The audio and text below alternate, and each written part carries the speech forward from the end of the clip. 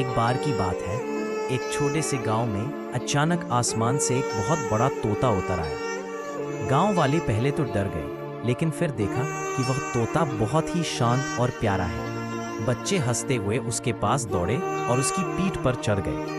धीरे धीरे पूरा गांव उस तोते पर बैठकर इधर-उधर घूमने लगा। कोई खेत देखता, कोई तालाब, कोई मंदिर, सबको तोते की सवारी का मजा आ रहा था।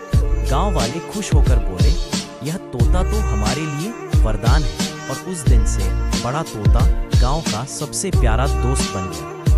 तोता और गांव वाले खुश नहीं थे क्योंकि आपने लाइक और सब्सक्राइब नहीं किया।